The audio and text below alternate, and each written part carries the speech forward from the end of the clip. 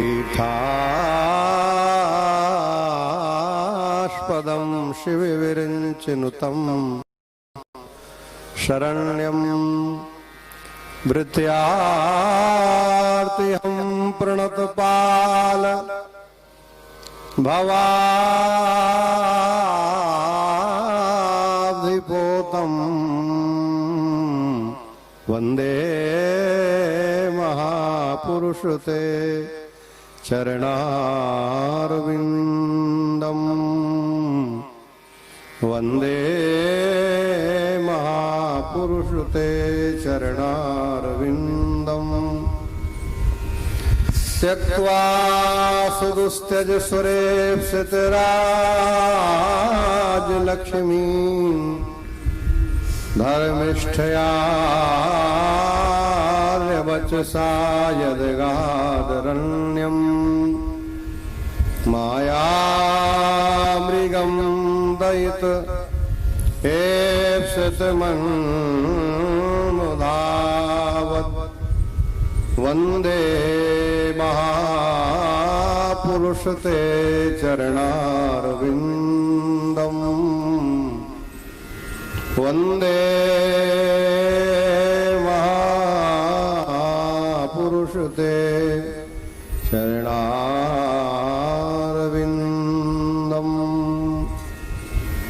वाञ्छाकल्पतरुभ्यश्च कृपा सिन्धुभ्येव च पतितानां पावनेभ्यो वैष्णवेभ्यो नमो नमः। अज्ञानतिमिरान्धस्य ज्ञानाञ्जनशलाकया चक्षुरुन्मीलितं येन तस्मै श्रीगुरवे नमः। अखण्डमण्डलाकारं व्याप्तं येन चराचरं तत्पदं दर्शितं येन तस्मै श्रीगुरवे नमः। गुरुर्ब्रह्मा गुरुर्विष्णु गुरुर्देवो महेश्वरः गुरुः साक्षात् परब्रह्म तस्मै श्रीगुरवे नमः। ध्यानमूलं गुरुः मूर्ति पूजामूलं गुरुः पदम् मन्त्रमूलं गुरुर्वाक्यं मोक्षमूलं गुरुः कृपा। श्री सद्गुरुदेवाय नमः। श्री तुलस्यै नमः। हरिप्रियाय नमः। श्री कृष्णवल्लभाय नमः। ध्यानार्थे आसनार्थे पुष्पाणि समर्पयामि। एष पादयोः पाद्यं हस्तयोः अर्घ्यं मुखे आचमनीयं सर्वाङ्गे स्नानीयं जलं समर्पयामि। भगवत्यै श्री तुलसीदेव्यै नमः। सर्वोपचारार्थे गन्धाक्षपुष्पाणि समर्पयामि। पुष्पमालां परिधापयामि। नैवेद्यं निवेदयामि। शर्कराखण्डखाद्यानि दीक्षीर्कृतानि च आहारं भक्ष्यभोज्यं च नैवेद्यं प्रतिगृह्यताम्। आचमनीयं जलं यदुफलं ताम्बूलं नमस्करोमि तुलसी हेमरूपां च रत्नरूपां च मञ्जरीं श्रीकृष्णपूजा प्रीत्यर्थं रचयामि हरिप्रियाम्। व्यासाय विष्णुरूपाय व्यासरूपाय विष्णवे नमो वै ब्रह्मनिधये वासिष्ठाय नमो नमः।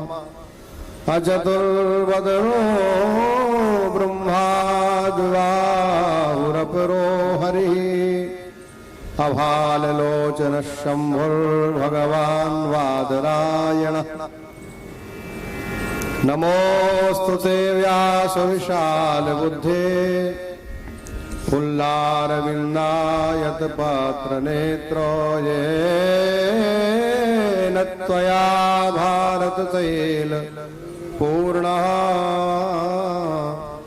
प्रज्वालितो ज्ञानमयः प्रदीपः। बोलो वृंदावन बिहारी लाल की जय। श्री गिरिराज धरण की जय।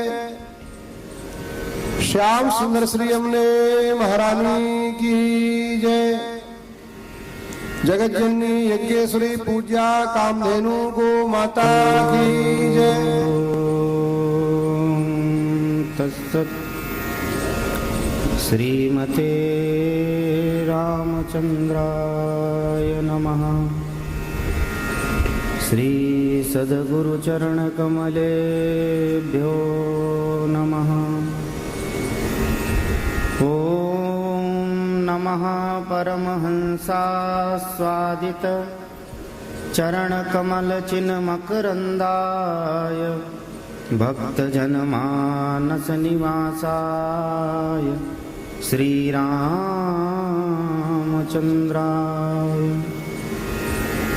वागीसायस्य वदने लक्ष्मीर्यस्य च वक्षसि यस्यास्ते हृदये संवित् तं नृसिंहमहं भजे। विश्वसर्गविसर्गादि नवलक्षणलक्षितं श्रीकृष्णाख्यं परमधाम जगद्धाम नमामि तत्। प्रह्लाद नारद पराशर पुंडरीक व्यासाम्बरीश शुक शौनक भीष्म दाल्भ्यान् रुक्माङ्गदार्जुन वसिष्ठ विभीषणादि एतानहं परम भागवतान् नमामि। नान्या स्पृहा रघुपते हृदये स्मदीये सत्यं वदामि च भवानखिलान्तरात्मा। भक्तिं प्रयच्छ रघुपुङ्गवनिर्भरां मे कामादिदोषरहितं कुरु मानसं च। नमो गोभ्यः श्रीमतीभ्यः सौरभेभ्य एव च। नमो ब्रह्मसुताभ्यश्च पवित्राभ्यो नमो नमः। श्रीभक्तिद्युतिदायिनौ गुरुवरौ श्रीमन्मलूकाधिपः सन्मान्यौ व्रजमेदिनी वरमिणी श्रीकार्ष्णिपीठाधिपः। श्रीराजेन्द्रगुरुस्तथा हि शरणा नन्दो गुरु श्रीर्गुरु। कल्याणं परमं सदा वितरता मिष्टं मम स्वासिसा। राधा करावचित पल्लव वल्लरीके राधा पदांक विलसन मधुरस्थलीके। राधा यशो मुखर मत्त खगावलीके। राधा विहार विपिने रमतां मनो में।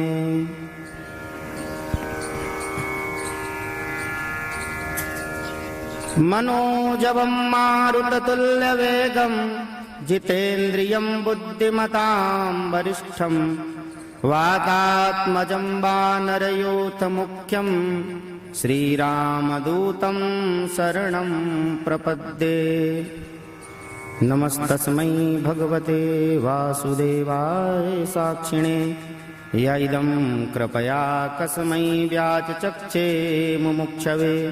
योगीन्द्राय नमस्तस्मै सुखाय ब्रह्मरूपिणे। संसार सर्पद्रष्टं यो विष्णुरात्ममुमुचत।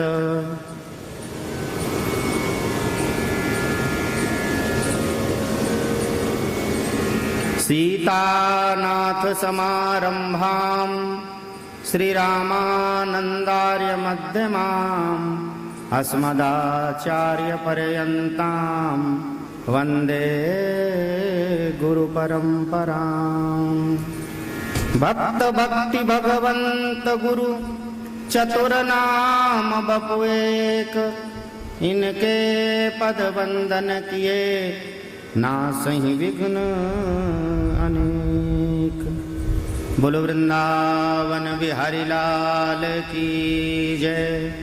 श्री सद्गुरुदेव भगवान की जय। गौ माता की जय। श्री जड़कोर गौधाम की जय। श्री घनश्याम दास बाबा जी महाराज की जय। सब संतन की जय। सब भक्तन की जय। सब विप्रन की जय। पूज्य सद्गुरुदेव भगवान की जय। जय जय श्री राधे। जय जय श्री सीताराम।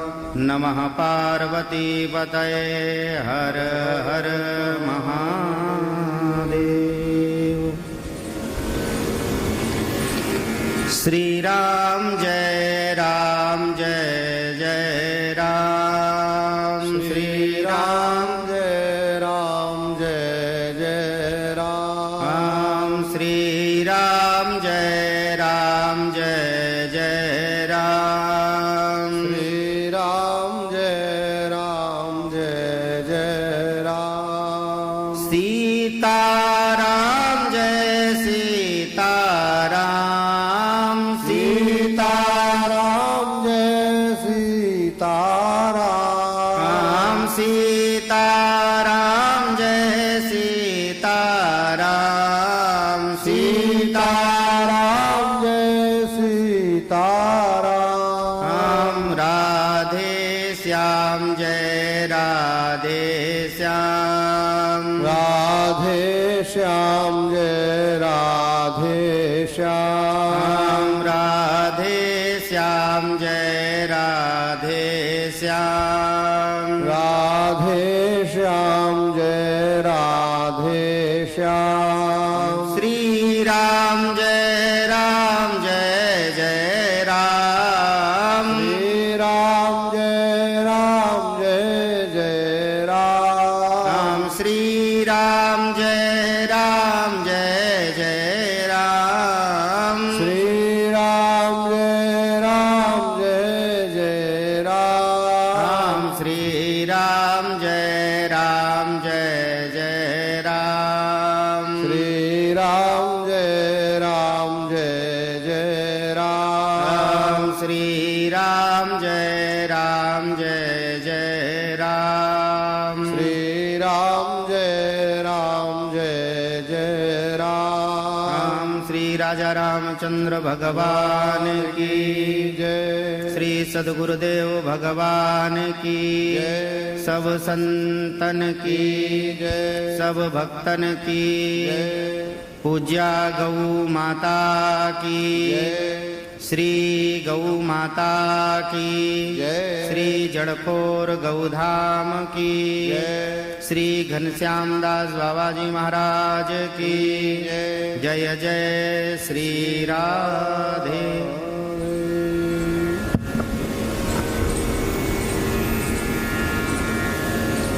हरिशरणम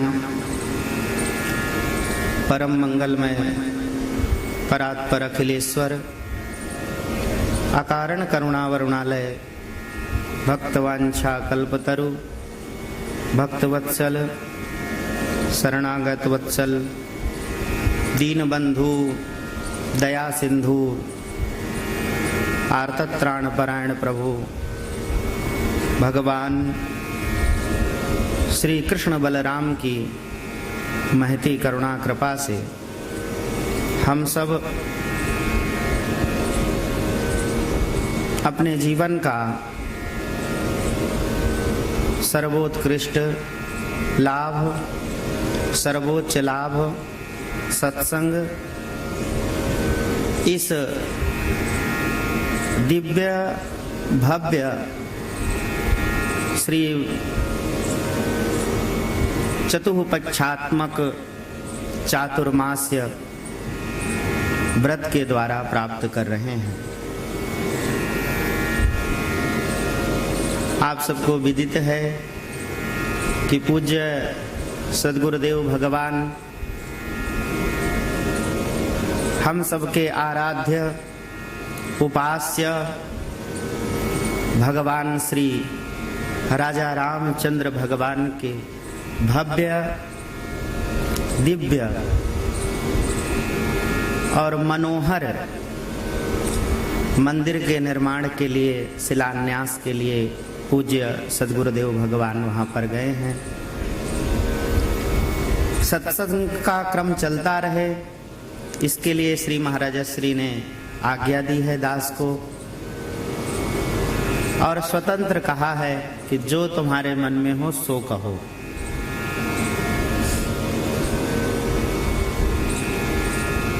क्योंकि महाराज श्री को पता है विषय देंगे तो पता नहीं कहाँ जाएंगे, इसलिए स्वतंत्र कर दिया है।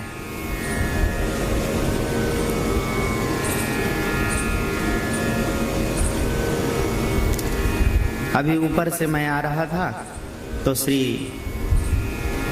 पुजारी जी बोले कि बाबा आप सेवा पर बोलना, सेवा पर। और हमको गो सेवा के लिए मन में कल से था, और महाराजा श्री को मैंने कहा भी था कि गो सेवा पर बोलूंगा। तो महाराज जी कहते हैं सेवा, संत, गो माता, किसी की भी सेवा, सेवा तो एक ही भाव है, किसी की भी सेवा करें। और मन में विचार तो दिलीप जी के गो सेवा वर्णन का विचार था, क्योंकि प्रथमा में 3 वर्ष की प्रथमा होती थी, अब होती है कि पता नहीं। प्रथमा, प्रथम खंड, द्वितीय और तृतीय के बाद फिर उसको मध्यमा में प्रवेश मिलता था। तो प्रथमा में द्वितीय सर्ग रघुवंश महाकाव्य में दिलीप गो सेवा का वर्णन है बहुत। रघुवंश महाकाव्य श्री कालिदास जी महाराज का। तो ये मन में था, तो ग्रंथ तो पता नहीं कब पढ़ा था। तो आचार्य जी, आचार्य जो हमारे श्री विद्यालय के श्री गणेश दास भक्तमाली वेद विद्यालय के प्राचार्य हैं, जिनके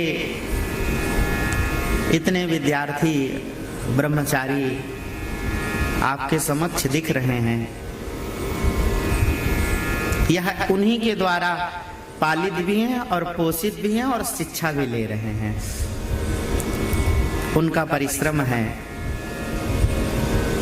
नहीं तो आज आचार्य श्री योगेंद्र जी कह रहे थे कि इतने छोटे ब्रह्मचारी सस्वर सहित वेद पाठ कर रहे हैं, जिनको तो बहुत कम हिंदी पढ़ना आता है, सस्वर सहित पाठ कर रहे हैं। तो ऐसा लगता है कि आचार्य जी का परिश्रम सामान्य नहीं होगा, जो केवल अपने कर्णों के द्वारा सुन सुन करके इतना सुंदर वेद बोलते हैं। तो आपके द्वारा श्री रघुवंश महाकाव्य के प्रथम सर्ग और द्वितीय सर्ग हमको पुस्तक प्राप्त हुई है। हमने कहा था दे देना, थोड़ा जल्दी देख लेंगे, तो देखने को तो मिली ही नहीं। आते समय पुस्तक मिली। और कल हम रघुवंश महाकाव्य के द्वितीय सर्ग के द्वितीय श्लोक का उच्चारण कर रहे थे, तो हमको स्मरण नहीं आ रहा था। तो हमारे श्री जयप्रकाश जी पूरा बता रहे, तस्याः कुरन्याः सपवित्र पांसु आदि श्लोकों का स्मरण करा रहे थे। पुजारी जी ने आज्ञा करी थी कि बाबा सेवा पे बोलना।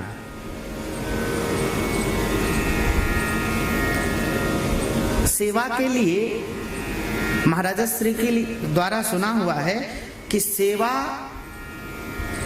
और जो आप कर रहे हैं सुमिरन, जब आदि सुमिरन ही है, सेवा सुमिरन सावधान। सेवा और सुमिरन बहुत सावधानी पूर्वक करना चाहिए।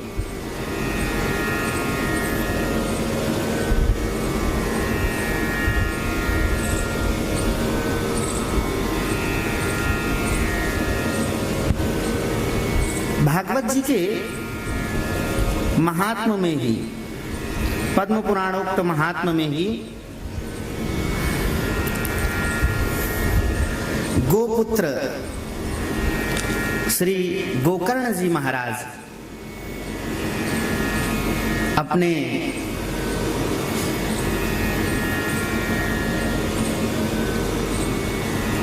धर्म पिता कहें या पालित पिता कहें, श्री आत्मदेव जी को सेवा के विषय में बताते हैं। जो गोकर्ण जी महाराज ने उपदेश दिया है अपने पिता को 2 श्लोकों में, महाराज श्री कहते हैं ये 2 श्लोकी गीता है, ये 2 श्लोकी भागवत है। और क्यों ना हो, किसी सामान्य ने अपने पिता को उपदेश नहीं दिया है, साक्षात गौ माता के पुत्र श्री गोकर्ण जी महाराज ने दिया है। ऐसा नहीं था कि श्री आत्मदेव जी महाराज विद्वान ना हो, उनके लिए कहा गया है श्रौत स्मार्त निष्णातो द्वितीय इव भास्करः। श्रौत स्मार्त कर्मों में निष्णात हैं और दूसरे सूर्य के समान उनके पास क्षमता है, उनको उपदेश दिया है। तो कोई सामान्य तो उपदेश दे नहीं सकता है। तो श्री गोकर्ण जी महाराज ने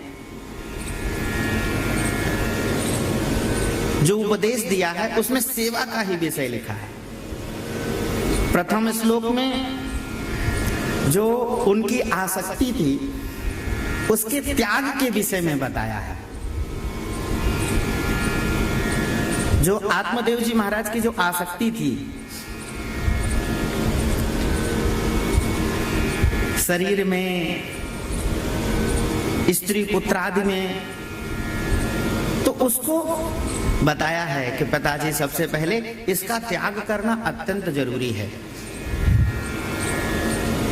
बड़ी सुंदर बात यहाँ पर यह कही है उन्होंने, इस लोग प्रायः सभी को कंठाग्र है भागवत के श्लोक तो प्रायः, और ये 2 श्लोक तो सभी को, क्योंकि यहाँ तो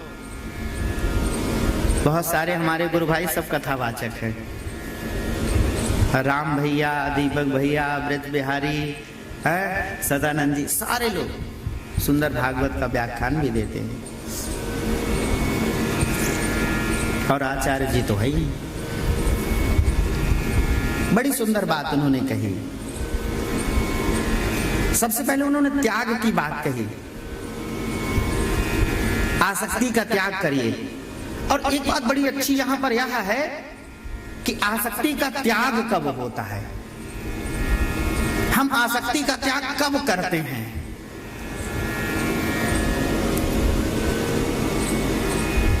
इस श्लोक में दर्शाया गया है, देहे स्थिमांसु रुधिरे विमतिं त्यजत्वं जाया सुतादिषु सदा ममतां विमुञ्च पश्यानिशं जगदिदं क्षणभङ्गनिष्ठं वैराग्यरागरसिको भवभक्तिनिष्ठा। आसक्ति का त्याग कब होता है?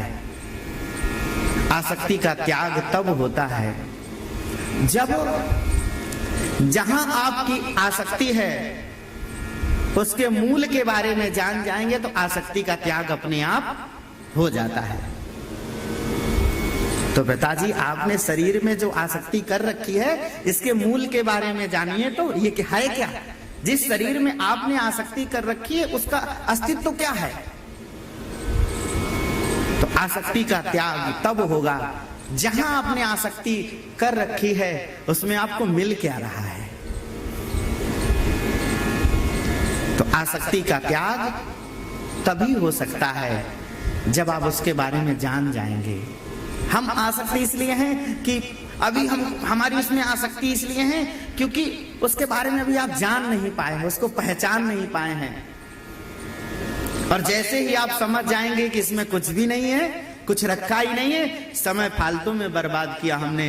तो आप कहेंगे त्यागात शांतिरनंतरम, बोले त्यागो इसको, शांति मिल जाएगी। सबसे पहले शरीर की आसक्ति, इसका त्याग कराया उन्होंने।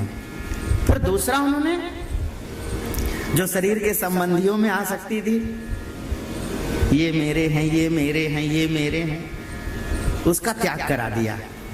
पिताजी ये सब कोई आपके नहीं है। जाया सुता दिश सदा ममताम विमुंच, विशेष रूप से छोड़ो इसको। विमुंच, मुंच माने छोड़ना, लेकिन विशेष रूप से उपसर्ग और लगा दिया, भैया छोड़ ही देना है मतलब। और जिस संसार में आप रह रहे हैं उसको कैसा देखना है? बोले पश्यामिसम जगदिदम क्षण भंग निष्ठम, या बस क्षण भंगुर जीवन की कलिका, कलिप्रात को जात ही लीन के। तो ये संसार क्षण भंगुर है, इसका त्याग भी करिए।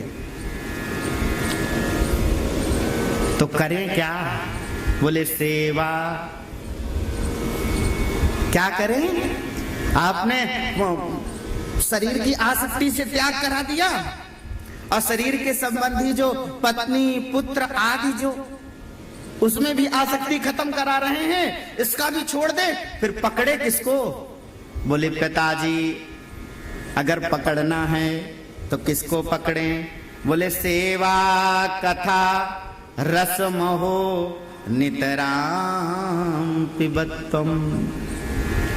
पकड़ना किसको है? पिताजी सेवा पकड़िए, सेवा। देखिए यहां छोटी बड़ी बात नहीं है कि ये छोटा कर दिया इसको बड़ा, ऐसी कोई बात नहीं है। लेकिन एक नंबर में सेवा करी है, दूसरे नंबर में कथा करी है। सेवा कथा। पहले नंबर पर क्या रखा श्री गोकर्ण जी महाराज ने? पहले नंबर पे कहा कथा जी सेवा करिए। सबसे पहले नंबर पर सेवा रखा है उन्होंने। इसका मतलब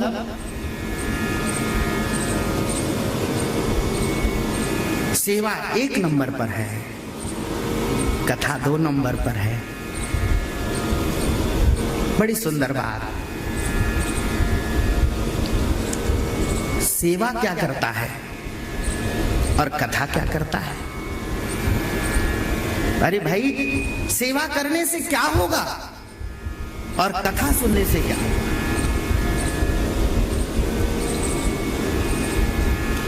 पूज्य श्री दादा गुरुदेव श्री भक्तमाली जी महाराज की एक घटना महाराज श्री के द्वारा सुनी हुई है।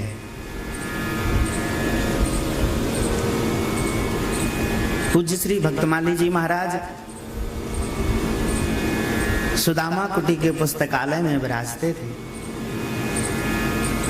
यही समय रहा होगा बरसात का समय, और जब वर्षा होती तो प्रायः आंगन में जल भर जाता और नालियां अपने आप बंद हो जाती, चौक हो जाती। तो पूरा गांठ तक पानी भर गया पूरे सुदामा कुटी पे, आंगन में पूरा भर गया। तो पूज्य श्री दादा गुरुदेव भगवान एक बांस लेकर के गए और नाली को साफ करने लगे। नाली को साफ करने लगे। इतने बड़े महापुरुष जिन्होंने भक्तमाल पर इतनी चर्चा लिख दी, जिनका आस्वादन आज हम सब कर रहे हैं, भक्तमाल पर भाष्य कर दिया। ऐसे महापुरुष एक बार भी विचार नहीं किए कि हम इतने बड़े हैं और इतना नाम है हमारा, हम नाली क्यों साफ करने जाएं? भरा है तो भरा पड़ा रहे। लेकिन वर्षा हो रही है और बांस लेकर के गए और नाली साफ करने लगे। वर्षा हो रही, भीग रहे हैं और नाली में। इतने में पूज्य श्री महाराज श्री पहुंचे और उन्होंने कहा, लाइए महाराज जी मैं कर देता हूं, आप रहने दीजिए, मैं सफाई कर दूंगा, मैं साफ कर दूंगा, ये सेवा मैं कर दूंगा। तो पूज्य श्री भक्तमाली जी महाराज के दादा गुरुदेव भगवान के वाक्य हैं। महाराज श्री को पंडित जी कहते और कहते, पंडित जी ये बाहर की सफाई नहीं है, ये अंदर की सफाई मैं कर रहा हूं, ये मैं अंदर साफ कर रहा हूं। ये तो दिखने में बाहर दिख रहा है, लेकिन मैं ये बाहर नहीं, मैं अंदर अपने सफाई कर रहा हूं। मैं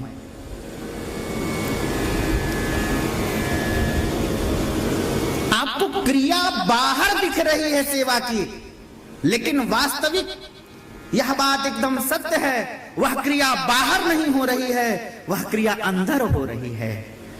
अगर वह सेवा निष्काम और निस्वार्थ है तो वो क्रिया बाहर दिखने में दिख रही होगी, लेकिन वह क्रिया अंदर आपके हृदय को साफ कर रही है।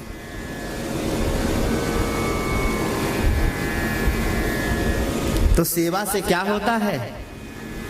सेवा से हृदय पवित्र होता है, सेवा से हृदय पवित्र होता है। और एक वाक्य आप सब तो संसार की बात जानते ही हैं, सेवा से मेवा मिलता है। सेवा से क्या मिलता है? मेवा मिलता है।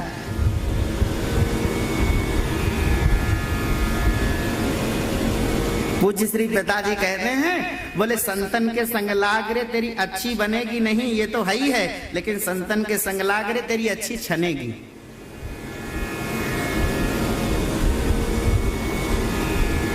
और वास्तविक है ही है। तो सेवा से संसार के मेवा भी मिलता है, सारी उपलब्धियां सेवा से प्राप्त हो जाती हैं। और एक बात बड़ी गूढ़ बताऊं आपको, बड़ी गूढ़ बात है। सेवा करने वाले व्यक्ति का कोई अपराध बन जाए ना, तो माफ भी हो जाता है। अपराध कर दे अगर, और नहीं हो तो देख लो, जय विजय ने किसका तिरस्कार किया? सेवा ही तो कर रहे थे, लेकिन भगवान ने कहा भाई सेवक का अपराध स्वामी का अपराध होता है। तो सेवा संसार की उपलब्धि करा सकती है, संसार की वस्तु उपलब्धि सेवा से मिल जाती है। नहीं तो पता नहीं कितने लोग सेवा करते रहे, सर सर कहते रहते, कुछ नहीं होता है। क्यों? क्योंकि उनकी वहां एक बात बड़ी अच्छी स्मरण आ रही है, अरे निष्काम करो चाहे सकाम करो, दोनों में सब चकाचक रहेगा। निष्काम करो और चाहे सकाम करो। अरे नौकरी करने वाले बेचारे सेवा ही तो कर रहे हैं, इनकी सकाम है, लेकिन फिर वे सकाम इनका पूरा काम कर रहा है।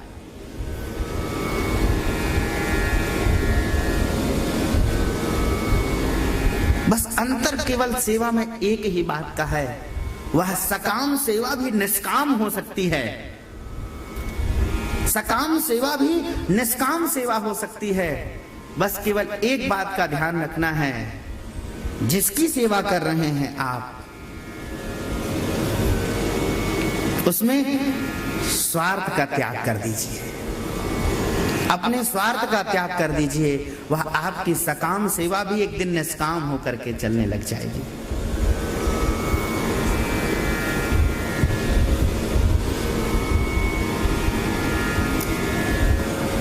महाराज सूर्यवंश के श्री दिलीप जी महाराज ने नंदनी की सेवा करी। उन्होंने नंदनी की सेवा करी, जो गौ माता हैं, जो महर्षि के आश्रम में विराजमान हैं। इन्होंने नंदनी की सेवा क्यों करी, इसकी भी विस्तार पूर्वक प्रथम सर्ग में चर्चा है। क्योंकि एक बार यह स्वर्गलोक में नृत्य आदि देख रहे थे अप्सराओं का, और जैसे ही उसमें डूबे थे और जैसे ही वहां से आने लगे, तो इन्होंने कल्प वृक्ष की छांव में भगवती पराम्बा जगदम्बिका त्रिपुर सुंदरी सुरभि माता विराजमान थी, और इन्होंने उन सुरभि माता को प्रणाम नहीं किया, इन्होंने प्रणाम नहीं किया। तो गौ माता का तिरस्कार हो गया और तिरस्कार का फल इनको श्राप लग गया। और श्राप के कारण इन महाराज दिलीप को संतान की प्राप्ति नहीं हुई। अनेकों वर्ष व्यतीत हो गए। जब इनको संतान की प्राप्ति नहीं हुई तो इन्होंने ऋषियों से पूछा, महाराज क्या कारण है कि मुझे संतान की प्राप्ति नहीं हो रही है? तब ऋषियों ने ध्यान लगा करके बताया कि आपने गौ माता का तिरस्कार किया है, आपने गौ माता को प्रणाम नहीं किया, इसके कारण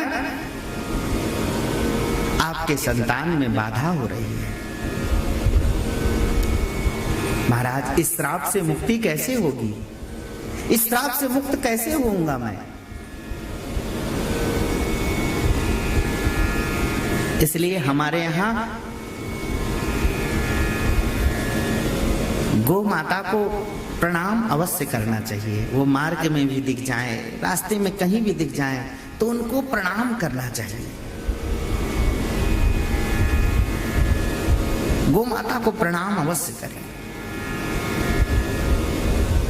और इनके प्रणाम ना करने का फल है इनको मिला कि इनको संतान नहीं हुई, जो कि इन्होंने ज्ञान में तिरस्कार नहीं किया था, इन्होंने अनजाने में तिरस्कार किया था। अज्ञान में इनसे तिरस्कार हुआ। कल्प वृक्ष के नीचे भगवती सुरभि माता विराजमान थी, कामधेनु माता विराजमान थी, क्योंकि यहाँ उन अप्सराओं के नृत्य में ऐसे निमग्न थे, आसक्त हो गए थे कि इन्होंने गौ माता की ओर नजर ही ना करी। ऋषियों ने कहा, महाराज अगर आप इस श्राप से मुक्त होना चाहते हैं तो कामधेनु की सेवा तो आप नहीं कर सकते, क्योंकि वो स्वर्ग में है और वहां आपको सेवा का मौका भी नहीं मिल सकता है। हाँ, कामधेनु की पुत्री भगवती नंदनी गौ माता इस पृथ्वी लोक में विराजमान है, ऋषि के आश्रम में। आप जाइए और आप उनसे याचना करके, प्रार्थना करके और नंदनी की अगर आप सेवा करेंगे तो आपके संतान की प्राप्ति होगी। जैसे ही ऋषियों से सुना तो दिलीप जी महाराज महात्मा की पर्णकुटी में पहुंचे हैं और पर्णकुटी में पहुंच करके उन्होंने उनसे प्रार्थना करी है, सारी बात अपनी बताई है। पर महात्मा तो प्रसन्न ही हो जाते हैं। उन्होंने नंदनी को श्री दिलीप जी महाराज को प्रदान करी है और महाराज दिलीप सपत्नीक नंदनी की सेवा की है। बड़ी सुंदर सेवा श्री दिलीप जी महाराज ने करी है, बहुत सुंदर सेवा करी है। और नंदनी भी कोई सामान्य नहीं है, वह भगवती कामधेनु की पुत्री हैं। किस प्रकार सेवा कर रहे हैं श्री दिलीप जी महाराज? जैसे ही प्रातः काल उठते हैं, गौ माता को प्रणाम करते हैं, उनकी सेवा करते हैं, पूजन करते हैं, अर्चन करते हैं। इसके बाद सपत्नीक गैया को कुछ बाल भोग देके बाल भोग करते हैं और जंगल में सपत्नीक चल रहे हैं तो गैया के आगे आगे नहीं, गैया के पीछे पीछे, नंदनी के पीछे पीछे चल रहे हैं।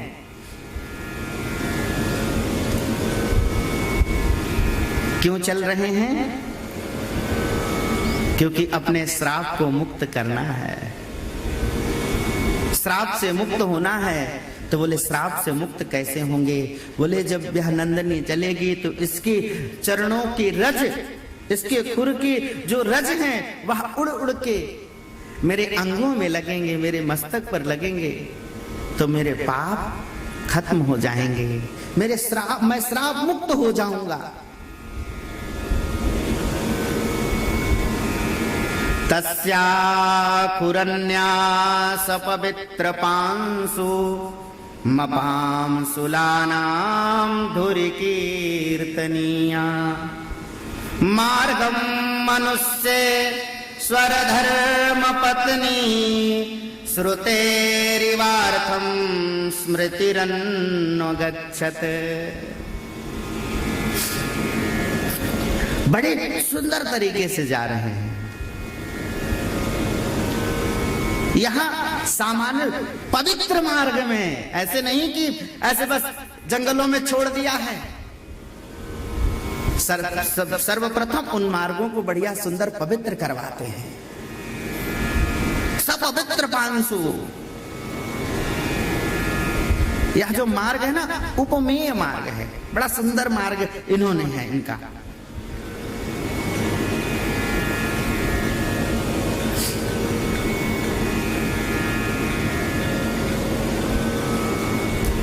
पतिव्रता उनकी पत्नी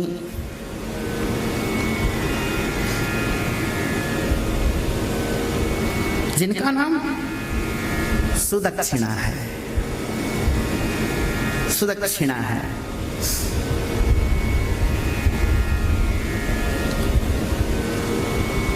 गैया जिस मार्ग से नंदनी गई है उसी मार्ग के पीछे पीछे चल रहे हैं, उसके पीछे पीछे।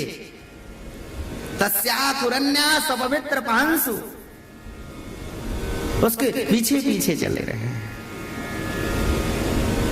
जैसे धर्मशास्त्र का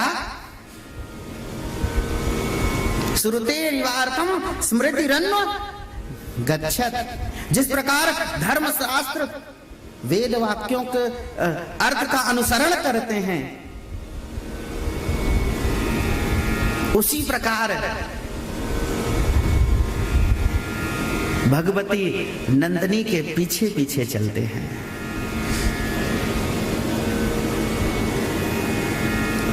गैया के कभी आगे नहीं जाना चाहिए, महाराज जी भी ऐसा कहते हैं।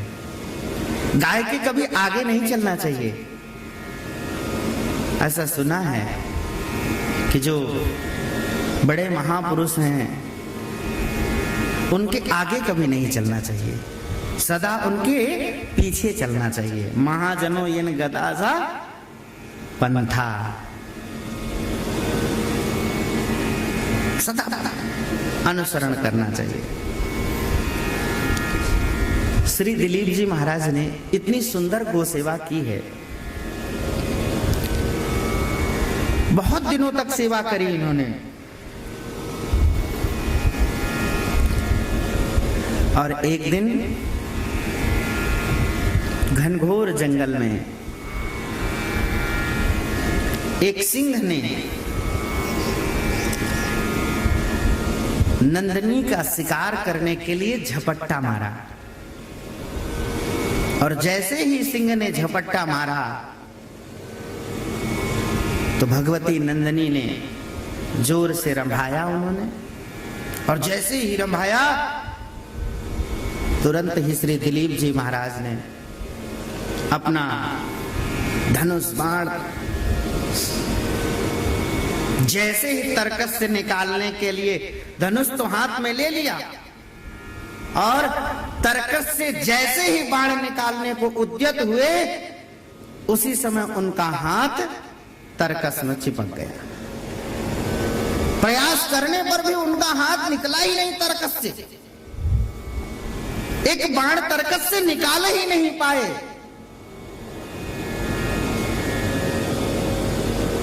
बड़े आश्चर्य की बात है, महाराज दिलीप का हाथ दाहिना तरकस में चिपक गया,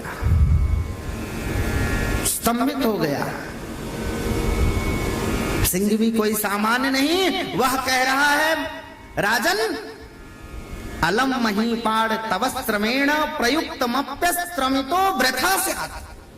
बस बस बस, कुछ नहीं कर पाओगे तुम, अलम, बस हो गया। आपका जो आप परिश्रम कर रहे हैं सब व्यर्थ है। प्रयुक्तमप्यश्रमितो वृथा स्यात्। जब सिंह ने ऐसी बात कही, बड़ी आश्चर्य की बात है। सिंह और दिलीप जी महाराज का बहुत सुंदर संवाद भी है इसमें। दिलीप जी महाराज ने कहा, हे वनराज, आप कृपा करके भगवती नंदिनी को छोड़ दें, आप इनका शिकार ना करें। मैं इनका रक्षक हूं, मैं इनकी सेवा में हूं। सिंह कहता है, महाराज हम छोड़ देंगे शिकार करना, तो भूखे रह जाएंगे फिर तो। हमारा तो कार्य ही है शिकार करना, और हमारी तो जीविका शिकार से ही चलती है। और मैं भूखा रह जाऊंगा, और भूखा रह गया तो मेरे तो प्राण ही चले जाएंगे।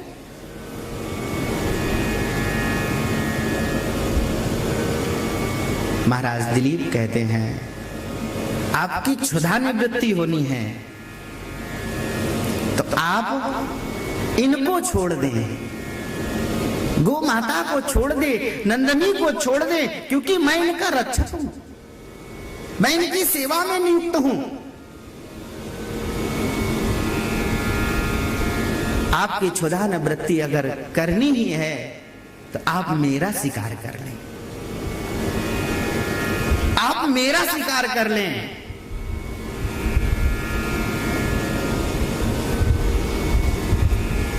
बड़ी सुंदर बात महाराजा श्री से सबने सुन भी रखा है। आज एक चक्रवर्ती से भी ज्यादा कीमत एक गाय की है। चक्रवर्ती सम्राट हैं ये, एक छत्र इनका साम्राज्य है श्री दिलीप जी महाराज का। वह कह रहे हैं, आप राजा हैं। सिंह कह रहा है, आप चक्रवर्ती सम्राट है, आपके पास तो ऐसे हजारों लाखों गायें हैं।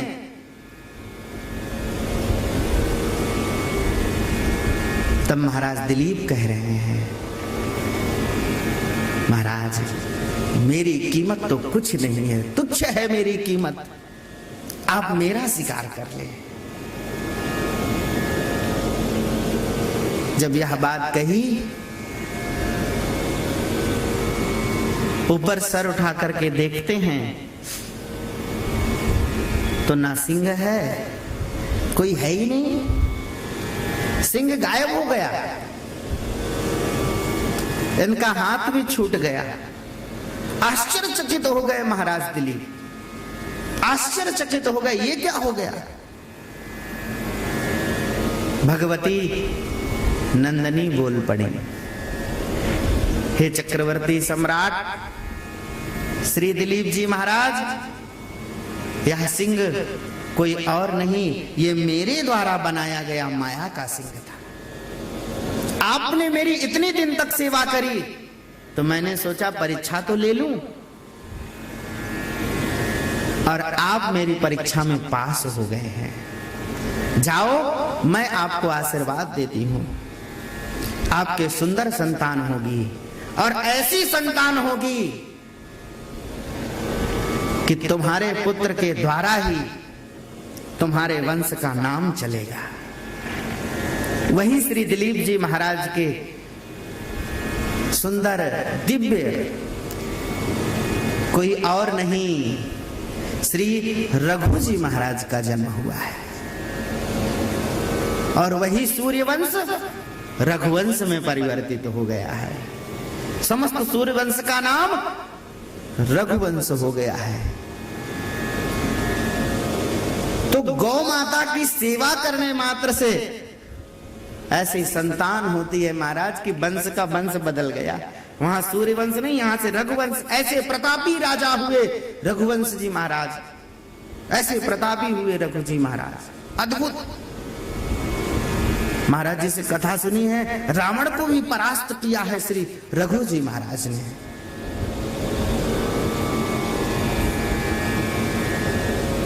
एक बार की बात है, रघु जी महाराज, थोड़ा थोड़ा स्मरण है महाराज जी की कथा का, कि रावण रघु जी महाराज के यहां चढ़ाई करने के लिए आ गया था, इनको परास्त करने के लिए आ गया था। रघु जी महाराज कुछ बोले नहीं रघु, और इससे कहा, अरे रावण, मुझे मारने की जरूरत नहीं पड़ेगी तुझे, और तुझे क्या, तेरी संपूर्ण लंका को मैं यहीं से तहस नहस कर सकता हूं, यहीं से मैं तहस नहस कर दूंगा तेरी संपूर्ण लंका को। इसको आश्चर्य हुआ कि यहां से कैसे कर देंगे, यहां से कैसे कर सकते हैं ये। हे रघु जी महाराज, कैसे आप कर देंगे? बोले बस देख, मिट्टी के द्वारा लंका का निर्माण किया रघु जी महाराज ने, और अपने पैर के दाहिने अंगूठे से उन्होंने उस मिट्टी के लंका के ऊपर के भाग को पैर से ठोकर मार दिया उन्होंने, और गिरा दिया, उसके गुंबज को गिरा दिया। बोले जा रावण, देख तेरे लंका का क्या हाल है। और जाकर के रावण ने देखा तो लंका के गुंबज तहस नहस हो चुका था, लंका का गुंबज तहस नहस था। यह तो हाथ जोड़ करके आया, बोले प्रभु पूरा मत मिटाना, पूरा मत मिटा देना, क्षमा करिए प्रभु। ऐसे श्री रघु जी महाराज हैं। तो भैया, अगर संतान आपको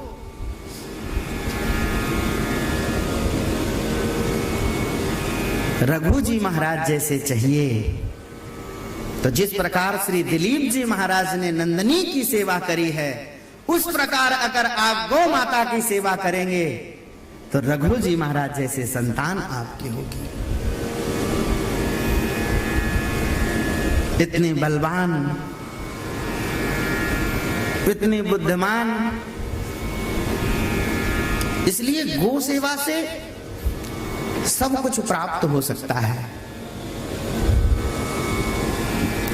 इसलिए सेवा भी, सकाम सेवा भी अगर कर रहे हैं तो भी आपके कामनाओं की पूर्ति गौ माता कर देगी। सकाम सेवा, निष्काम तो बहुत ऊंची बात है।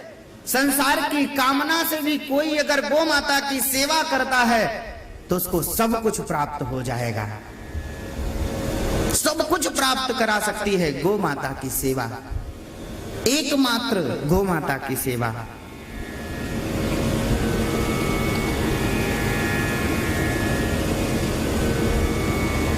इसलिए सेवा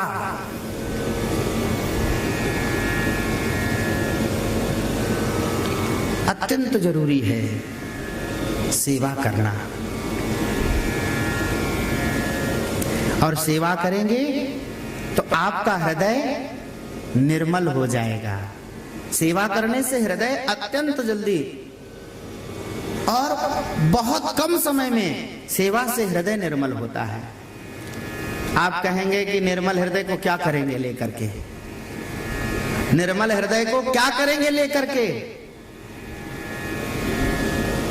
तो रामचरितमानस में कहा गया है, निर्मल मन जन सो मोहि पावा, मोहि कपट छल छिद्र न भावा। निर्मल हृदय वाला ही व्यक्ति भगवान को अत्यंत प्रिय है। और जो भगवान की सेवा, गौ माता की सेवा, ब्राह्मण की सेवा करता है, उसका हृदय पवित्र हो जाता है, निर्मल हृदय हो जाता है। और हृदय निर्मल अगर रहता है ना, तो उस हृदय में भगवान आ जाते हैं। और आ क्यों जाते हैं छोड़िए, भक्ति सूत्रोप नद्धा, निर्मल हृदय में भगवान आ नहीं जाते हैं, निर्मल हृदय में भगवान घुस जाते हैं। भगवान उसके हृदय में घुस जाएंगे जिसका हृदय निर्मल है। और हृदय निर्मल नहीं है, आप तो बस बुराई में लगे हो, ये बाबा ऐसा है, ये बाबा ऐसा है, ये बाबा ऐसा है, तो फिर हृदय निर्मल नहीं होगा। और निर्मल हृदय करना है तो गौ माता की सेवा करिए। अरे बड़ी सुंदर बात, बाहर अगर निर्मल करना चाहते हो तो गौ माता के गोबर गोमूत्र का प्रयोग करो, बाहर पर भी पवित्र हो जाओगे। और अंदर का करना चाहते हो तो गोबर गोमूत्र पंचकब आदि अंदर लो, हृदय भी पवित्र हो जाएगा। बाहर की पवित्रता और भीतर की पवित्रता, अरे भीतर की क्या कहें, भीतर की क्या कहें, यत् त्वगस्थिगतम पापम देहे तिष्ठति माम के प्रासनात् पंचकव्यस्य दहत्यग्निर्वेन्दनम। हड्डी में भी अगर पाप घुसा हुआ है तो पंचकव्य प्राशन से सब जल करके राख हो जाएगा, सब खत्म हो जाएगा।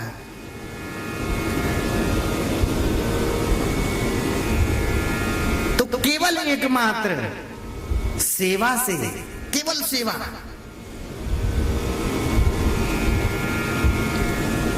आपको विद्वान बनना है तो गुरु जी की सेवा करिए। अपने आप बहुत कम समय में, थोड़े समय में अल्पकाल विद्या सब आई।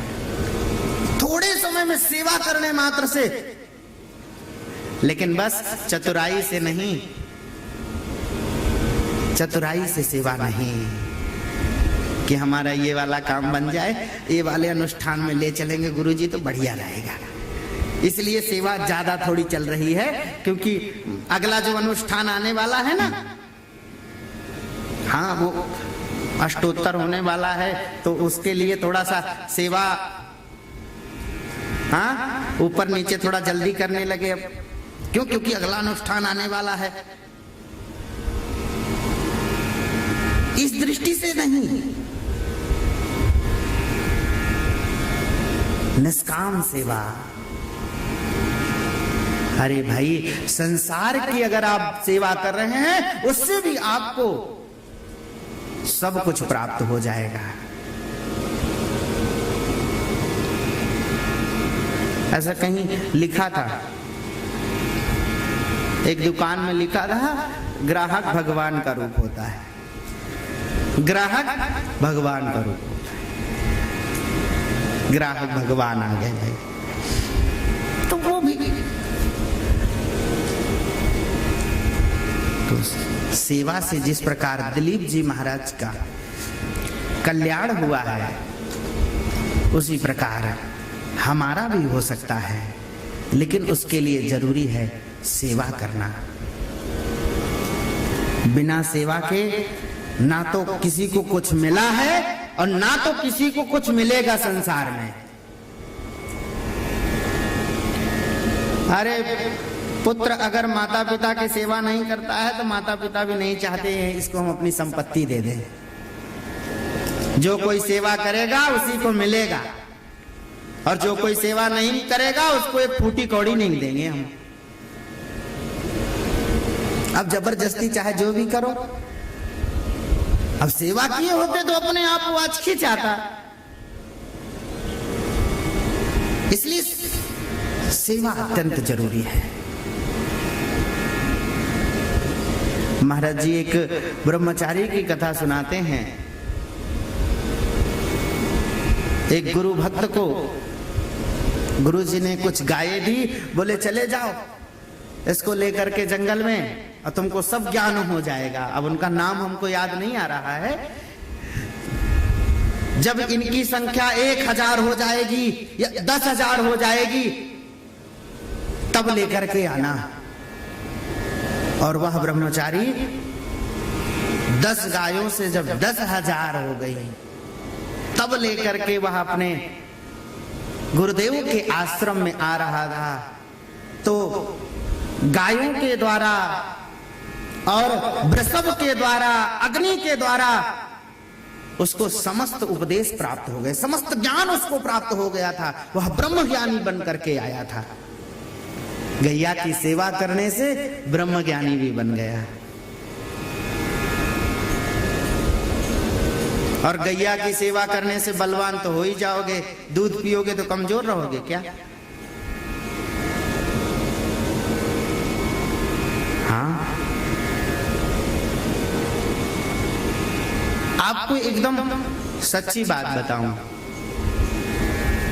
शुद्ध देसी गैया का दूध पीने वाला अगर कोई बालक है तो वह कभी बुद्धि का कमजोर नहीं हो सकता है। अगर उसको जन्म से ही, जब तक मैया का दूध पी रहा है तब तक पी रहा है, और उसके बाद अगर उसको शुद्ध देसी गैया का दूध पिलाया जाता है तो वो कभी मंद बुद्धि का नहीं हो सकता है। ये बात एकदम पक्की है। और बचपन से अगर आपने जर्सी का दूध पिलाया है तो सबसे पहली बीमारी होती है सर दर्द की, सबसे पहली बीमारी है ये। जर्सी का दूध पी पी करके लोगों को ऐसे मारा माइग्रेन हो गया है। ये सबसे पहली बीमारी यही पकड़ती है। फिर आंखें कमजोर हो जाती हैं, फिर चश्मा लगाना पड़ता है, फिर उसको बहुत कुछ कमजोर हो जाता है। तो देसी गैया का दूध पीने वाला बलवान तो होगा ही होगा, शरीर भी बनेगा और उसकी बुद्धि भी मजबूत होगी। लेकिन कब? जब वो गैया की सेवा करेगा तब गैया दूध देगी, ऐसे तो नहीं देगी वो। तो बिना सेवा के कुछ भी मिलने वाला नहीं है। बोलो भक्तवत्सल भगवान की जय। जय जय श्री राधे।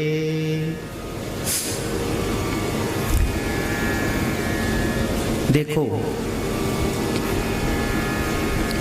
जब हमारे मन में सेवा करने की भावना उत्पन्न होती है, जैसे ही हमारे मन में सेवा की भावना उत्पन्न होती है तो यह आप समझ लीजिए कि आपके ऊपर कहीं ना कहीं से कृपा प्राप्त होने वाली है।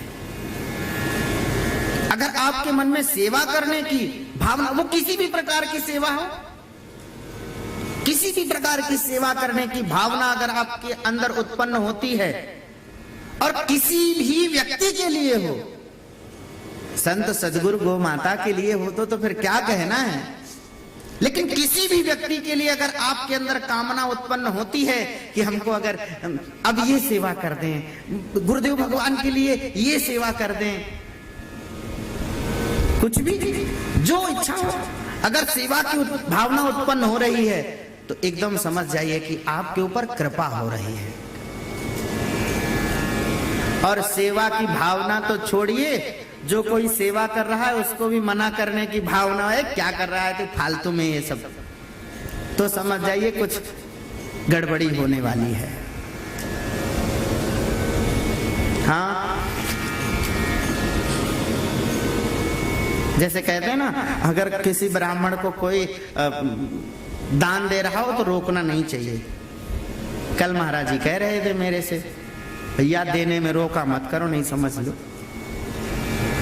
हाँ? देने में जो सेवा कर रहे हैं उनको रोकना कभी नहीं चाहिए। सेवा वाले को बिल्कुल नहीं रोकना चाहिए।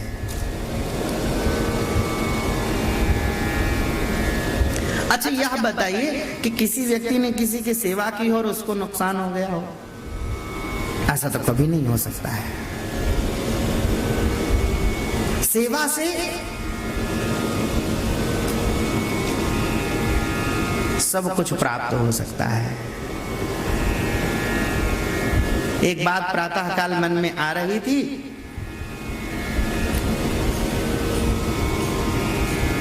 गौ माता की रक्षा करना, वृषभ की रक्षा करना, वृषभ तो साक्षात धर्म का अवतार है और गौ माता पृथ्वी का रूप है। इनकी रक्षा करना, केवल रक्षा करने मात्र से व्यक्ति का कल्याण हो जाता है। और कल्याण की कल्पना छोड़ दीजिए, हम तो यह कहते हैं उसको सीधे भगवत प्राप्ति होती है, उसको कोई भी नहीं रोक सकता है। आप कहेंगे यह बात आप कहां से कह रहे हैं? तो एक जो मन में बात आई है वह आपसे कह रहा हूं। श्री दिलीप जी महाराज ने केवल एकमात्र गौ माता को और उस वृषभ को कलयुग से बचाया था, केवल उसको छुड़ाया था कि इसके ऊपर अत्याचार मत करिए। और केवल मुझे ऐसा लग रहा है कि वही एकमात्र कारण था कि परीक्षित का मोक्ष हो गया। उसके जीवन में, वैसे तो वो चक्रवर्ती सम्राट थे, उन्होंने बहुत सेवाएं की, लेकिन उन्होंने जीवन में एक बार गौ माता की रक्षा करी। उन्होंने उस वृषभ के धर्म की रक्षा करी। इसलिए धर्म की रक्षा करने वाला, धर्मो रक्षति रक्षिता, धर्म ही सबकी रक्षा करता है। जो धर्म की रक्षा करेगा, धर्म उसकी रक्षा करेगा। इसलिए अगर आप गौ माता की सेवा करते हैं तो गौ माता आपकी सेवा करते हैं। दूध दे करके, गोबर गोमूत्र दे करके वो आपकी सेवा ही तो कर रही है। महाराज जी कहते हैं कि गौ माता कभी उधार नहीं रखती है, वह तुरंत देती है। सेवा करने का फल वह तुरंत दे देती है। और एक बात, बिना गौ सेवा के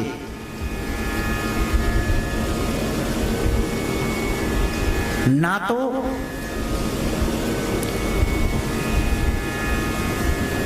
कुछ मिलेगा, कुछ नहीं मिलने वाला है। आप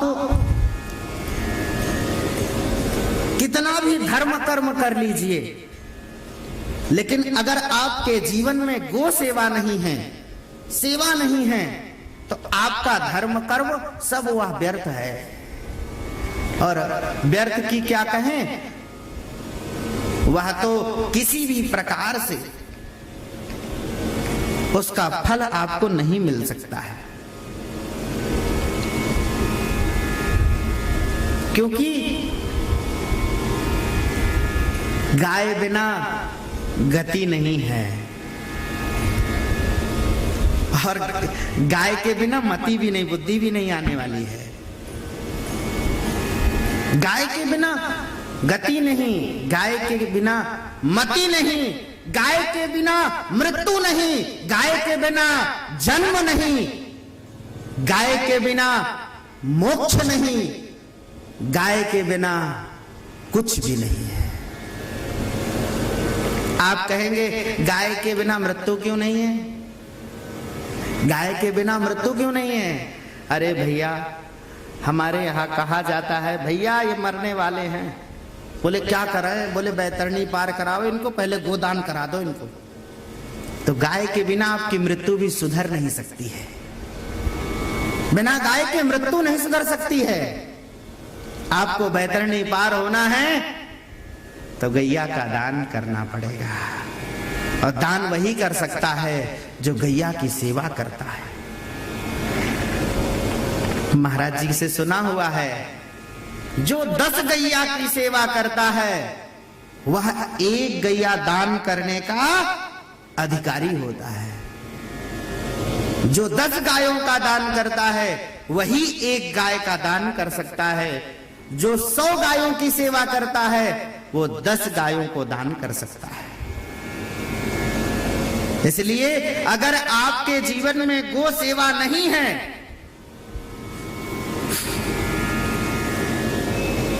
तो फिर आप सही कहें तो स्वर्गीय मत लिखिए, नारकीय लिखिएगा। इसके भी आप अधिकारी नहीं हैं, आप यहां नहीं जा सकते। प्रत्येक कर्म में गाय ही महत्वपूर्ण है। प्रत्येक संस्कार में गाय ही महत्वपूर्ण है। जहां दान की बात आती है वहां सर्वश्रेष्ठ गोदान कहा जाता है, और बिना गोदान के कुछ भी फल की प्राप्ति नहीं होती है।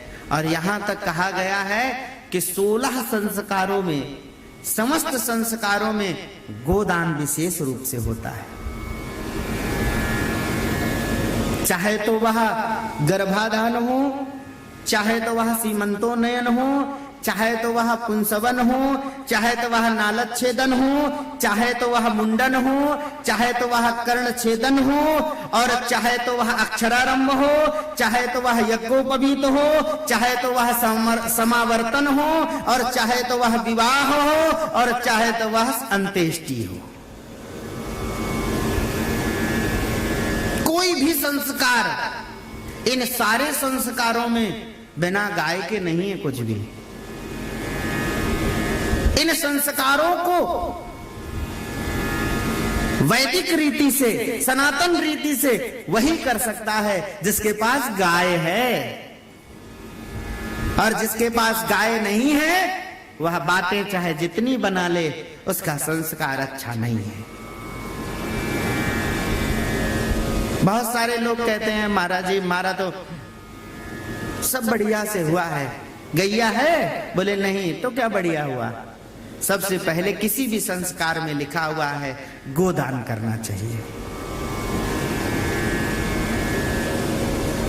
मरने के पहले, मरने के बाद, अंत्येष्टि में, अंत्येष्टि की क्रियाओं में एकादशा वाले दिन लिखा हुआ है भैया 5 गैया का दान करो। तो गो सेवा अत्यंत जरूरी है। बस केवल इतनी सी बात है। महाराज श्री कहते हैं सेवा और सुमिरन सावधान, हमारे द्वारा कभी तिरस्कार ना हो। और गौ माता का तिरस्कार बिल्कुल, आज व्यक्ति के दुखी होने का कारण भी यही है कि उनके जीवन में गौ माता का तिरस्कार कर दिया गया है, और इसका फल सब लोग भुगत रहे हैं। ऐसी बीमारी आई है, कहीं के नहीं रह गए, न घर के न घाट के। घाट में भी नहीं जाएंगे, बस अकेले ले जाओ, इसको जला के आओ, फेंक तो कोई नहीं जाएगा, बढ़ा दिया तो इसने। और घर में भी कमरे के अंदर रहो सब लोग, अपने अपने कमरे में, कोई एक दूसरे से मिलेगा नहीं, बात नहीं करेगा। कल एक लोग हम फोन पर बात किए तो उन्होंने यही कहा, हमने कहा घर वाले सब लोग कैसे बात करते हो? बोले सब लोग फोन से बात कर लेते कमरे कमरे से। ये स्थिति हो गई है, और एकदम सही कहें। और गौ माता होती, और गौ माता की सेवा होती हमारे जीवन में, तो कहीं कुछ नहीं होने वाला है। सब आनंद से रहते, चकाचक बढ़िया मिल ही रहा है, छान रहे हैं।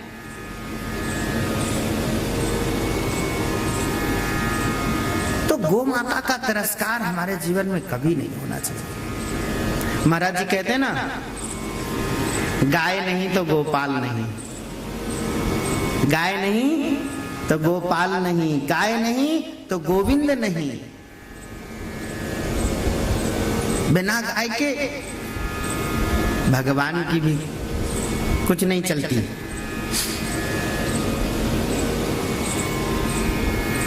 और गाय ना होती तो विप्रधेनु सुर संत हित लीन मनुज आते नहीं वो। अगर गाय न होती तो भगवान भी यहां नहीं होते।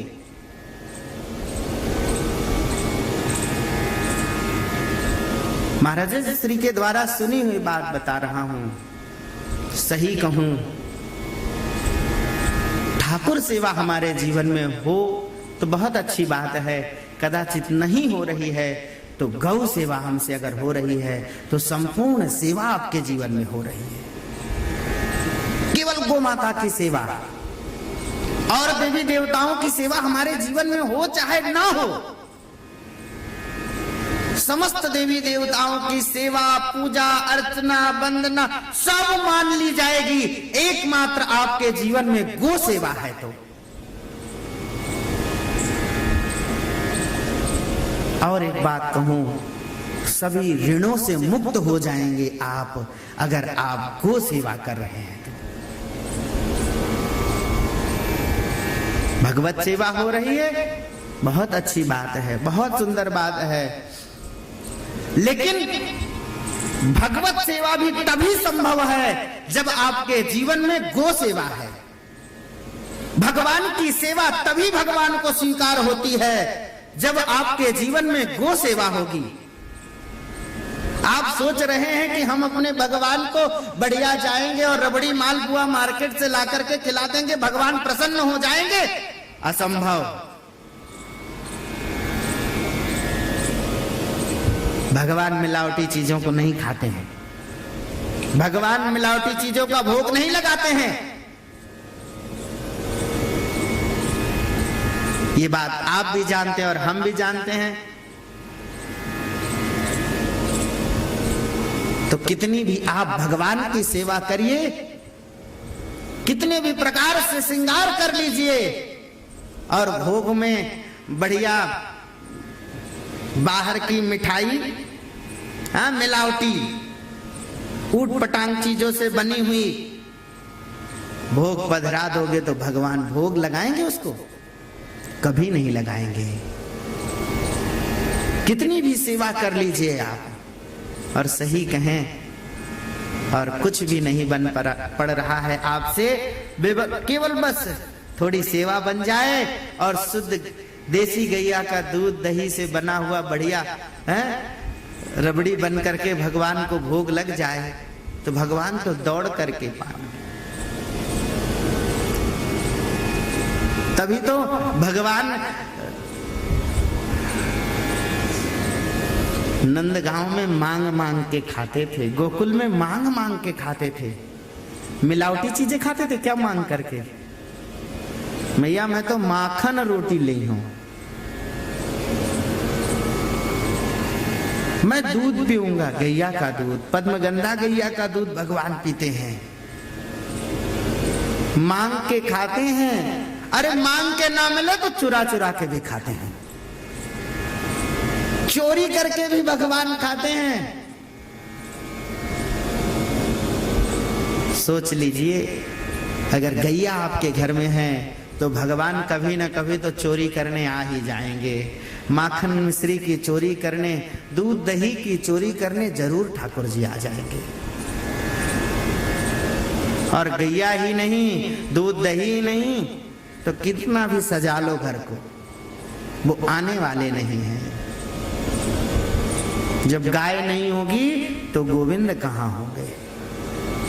और कल्पना से दूर है भगवान अगर गाय नहीं है तो।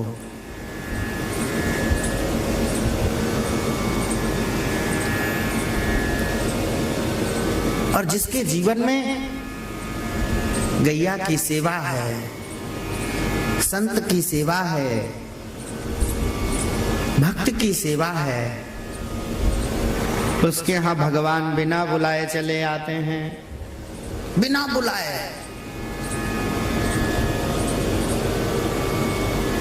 गोपियां बुलाती थी क्या भगवान को? महाराज जी गाते हैं, बिन बुलाए मोते बोले। गोपियां कहती ना, मैं इससे बोलूं नहीं फिर भी ये मेरे से बोलता है जबरदस्ती। क्यों? क्योंकि तुम गोपियां गैया की सेवा करती हो, इसलिए भगवान उनसे बात करते हैं, इसलिए भगवान उनके यहां जाते हैं। और एक बात, गाय की सेवा अगर आपके जीवन में है और आपने गैया की सेवा की है, ब्रह्मचारी है, तो उसको विद्या की प्राप्ति हो जाएगी। गाय की सेवा करने मात्र से विद्या की प्राप्ति हो जाएगी। इसलिए ब्रह्मचारियों को कहां रखा जाता था? बोले गुरुकुल में रखा जाता है। क्यों रखा जाता था? बोले गुरुकुल में गैया रहेगी और ब्रह्मचारी गैया की सेवा करेंगे तो उनको विद्या की प्राप्ति होगी। इसलिए ब्रह्मचर्य आश्रम को भी पूर्ण करने वाली अगर कोई है तो वो गैया है। फिर उसके बाद गृहस्थ है, तो गृहस्थ के लिए तो गैया तो सेवा ही है। और वानप्रस्थी पिएगा क्या? बोले भैया दूध। और सन्यास तो दूध पियो, छाछ पियो, तभी पूरा होगा। उसमें और क्या मिलना है? तो चारों आश्रमों में गाय होना चाहिए। इसलिए आप सभी को भी गाय की सेवा करनी चाहिए। बछड़ों की खूब सेवा किया करो, अपने आप ज्ञान हो जाएगा। धीरे धीरे धीरे धीरे अपने आप ज्ञान हो जाएगा। इसलिए गौ सेवा अत्यंत जरूरी है। और नहीं विश्वास तो करके देखो, ज्ञान होता है कि नहीं होता है, अपने आप हो जाएगा। इसलिए सेवा जरूर करना चाहिए। गुरु जी की सेवा करोगे तो मेवा मिलेगा। एक आचार्य जी कह रहे थे, बोले जो सेवा करेगा उसको मिलेगा। हाँ, तो सेवा करने से सब कुछ मिल जाता है। और भगवान की सेवा,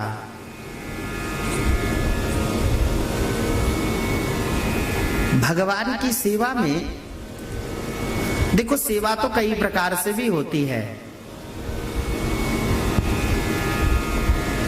सबके अलग अलग भाव हैं। एक तो सेवा होती है भाव से, एक सेवा होती है भाव से।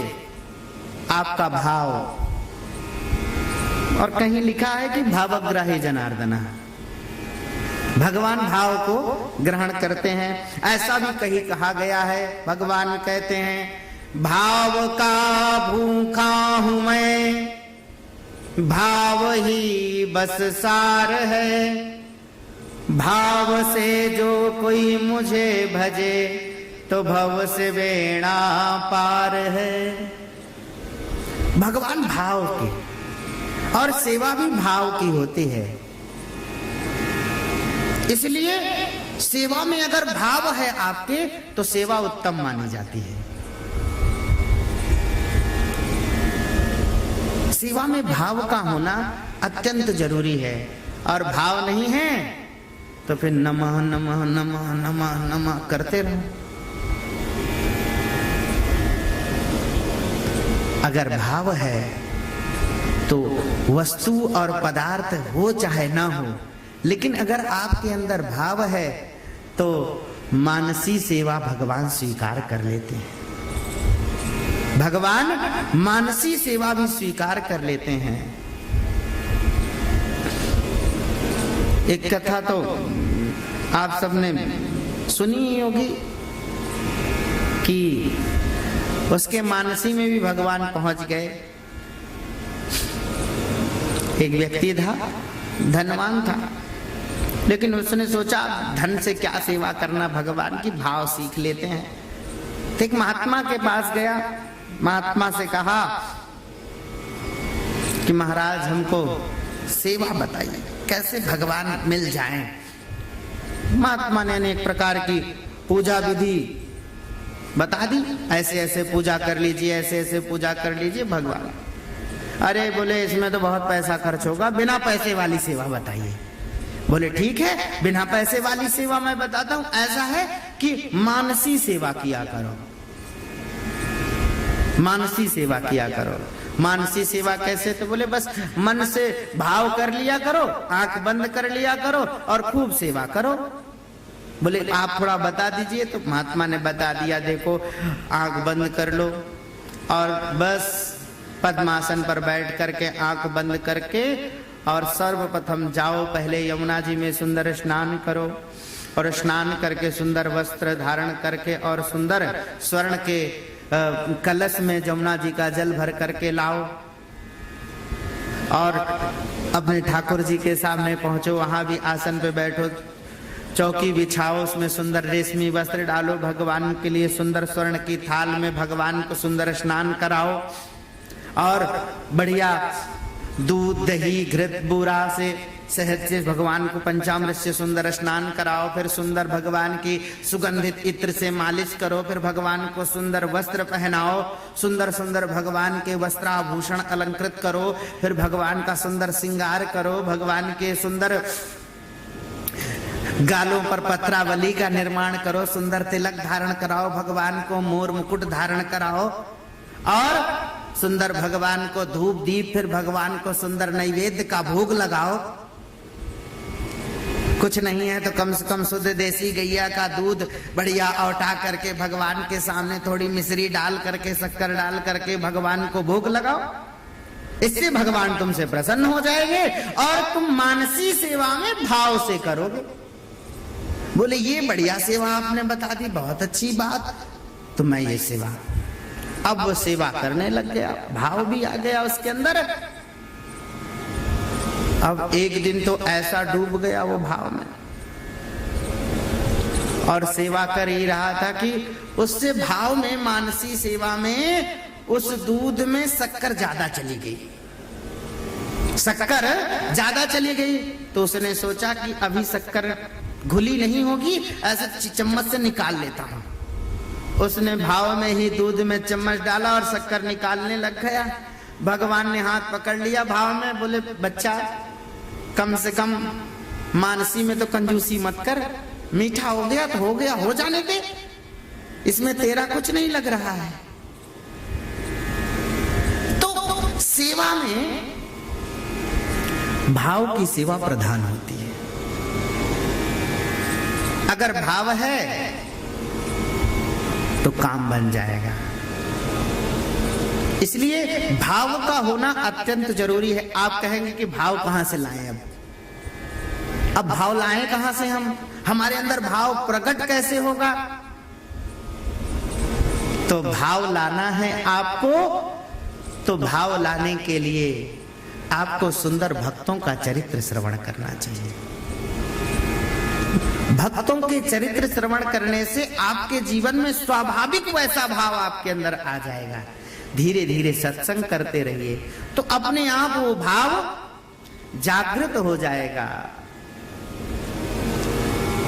तो भाव के लिए कथा जरूरी है और कथा के लिए सेवा जरूरी है। सेवा कथा, कथा जरूरी है भाव के लिए, लेकिन कथा के लिए जरूरी है सेवा। क्यों? कथा उन्हीं के हृदय में बैठती है जिनका हृदय निर्मल होता है और निर्मल हृदय उन्हीं का होता है जिनके जीवन में सेवा होती है।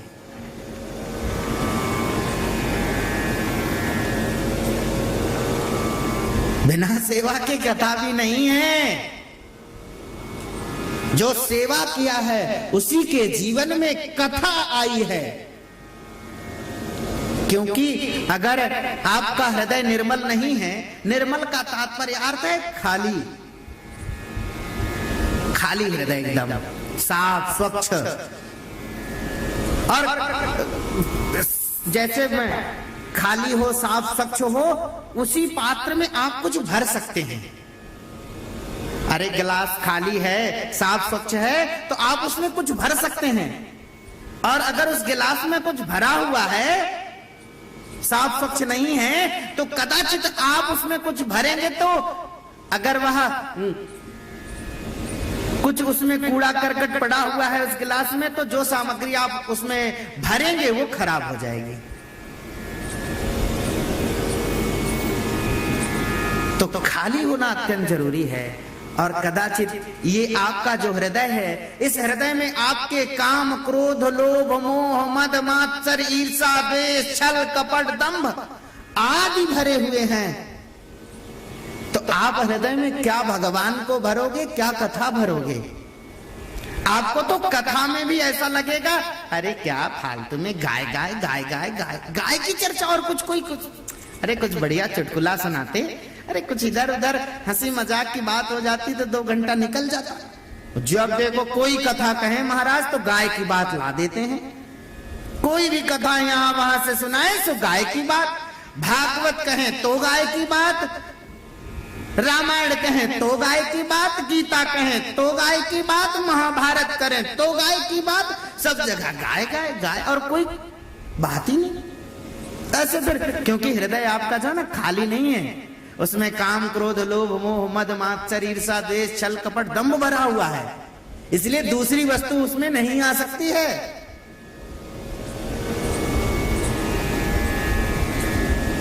तो महाराज ये कूड़ा करकट कैसे भगाएं, ये खाली कैसे करें?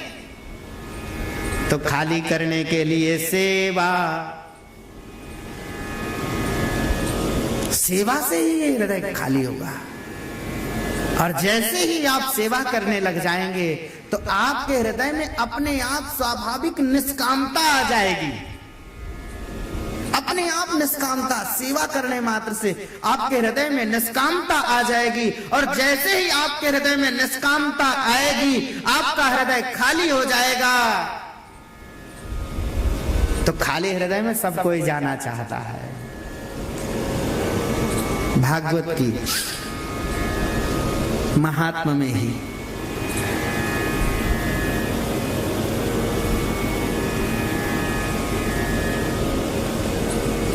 कहा गया है, भगवान किसके हृदय में जाते हैं? बोले भगवान उसी के हृदय में जाते हैं जिसके हृदय में भक्ति होती है। और भक्ति कहाँ रहती है? बोले भक्ति रहती है उसी के हृदय में जिसका हृदय खाली होता है। और घर तो साफ स्वच्छ आपने एकदम बढ़िया सब अच्छा से बना रखा है, लेकिन आपने अगर बैठने की जगह उसमें नहीं दी है तो कोई व्यक्ति बैठता नहीं जल्दी। फिर अरे इन्होंने तो बैठने के लिए कुछ रखा ही नहीं, कहाँ बैठे? घर तो बड़ा आलीशान बना रखा है, लेकिन कुछ सुंदर आसन तो लगाया ही नहीं, कहाँ बैठेंगे? तो आपका हृदय साफ स्वच्छ तो एकदम कर रखा है, लेकिन आपके हृदय में आसन नहीं है। उस घर में आपने बैठने के लिए कुछ नहीं दे रखा है तो कोई बैठता नहीं, खड़े खड़े घूम के चला आता है। तो हृदय आपका अगर पवित्र है तो पवित्र हृदय में आसन देना पड़ेगा। बोले भक्ति को बैठाने का आसन कौन सा है? महाराजा श्री कहते हैं भक्ति उसी के हृदय में बैठती है जिसके हृदय में दैन्यता का आसन है। अगर दैन्यता आपके हृदय में है तो भक्ति दैन्य के आसन पे बैठती है। दैन्यता का आसन होगा तभी व्यक्ति आपके हृदय में बैठेगी। इसलिए भगवान प्रसन्न हो जाते हैं किससे? बोले दया सर्वभूतेषु संतुष्ट्यायेन केन वा सर्वेन्द्रियोपशान्त्या च तुष्यत्यासु जनार्दनम। भगवान प्रसन्न हो जाते हैं, दया आ जाए, दैन्यता आ जाएगी हृदय में, तो भगवान प्रसन्न है। मलुकदास जी महाराज कहते हैं दया करे धर्म मन राखे जग से रहे उदासी अपना सा दुख सबका जाने ताहि मिले अविनाशी। बिना दैन्यता के भक्ति नहीं, और भक्ति नहीं तो भगवान नहीं। इसलिए इस हृदय में भगवान चाहिए तो भक्ति को लाइए, भक्ति चाहिए तो दैन्यता को लाइए, दैन्यता चाहिए तो सेवा करिए। बिना सेवा के दैन्यता नहीं आ सकती है। अपने आप को एकदम, हम तो सेवक हैं, हम तो सेवक हैं, ये भावना जब जागृत, अरे भाई हमारे तो संप्रदायों में ही सीधे कहा जाता है, भैया ये भगवान के दास हैं, भगवान के सेवक हैं। हमारे यहां तो संस्कार में ही दासत्व दिया जाता है कि आप रघुनाथ जी के दास हैं, आप श्री किशोरी जी के, तो हमारे संस्कार में, पंच संस्कार में ही दास की भावना। और 9 प्रकार की भक्ति में तो दास्य भाव भी तो है। श्रवणम कीर्तनम विष्णु, स्मरणम पाद सेवनम, अर्चनम वंदनम दास्यम, सख्यमात्म निवेदनम। तो बिना सेवक के तो आप कहीं नहीं पहुंच सकते हैं, और बिना सेवा के आप भगवान को भी नहीं प्राप्त कर सकते हैं। आप सोचेंगे कि बिना सेवा के भगवान मिल जाएंगे, अरे संसार का व्यक्ति नहीं मिलता है बिना सेवा के, संसार के वस्तु पदार्थ नहीं मिलते हैं बिना सेवा के, भगवान तो बड़ी दूर की बात है। सेवा के बिना कुछ नहीं प्राप्त हो सकता है। और एक बात सही कहूं, सेवा के बिना भोजन भी नहीं मिलेगा आपको।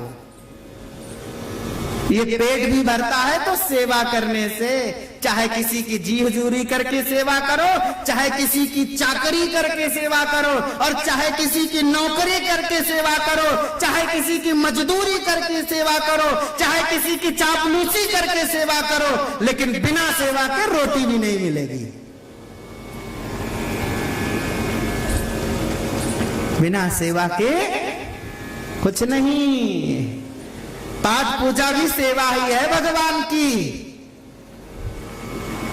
ये जपादी सेवा ही तो है भगवान की, तो कैसे मिलेगी? बिना सेवा के कुछ नहीं मिलने वाला है। इसलिए जीवन में सेवा का होना अत्यंत जरूरी है, चाहे निष्कामता पूर्वक सेवा हो और चाहे सकाम।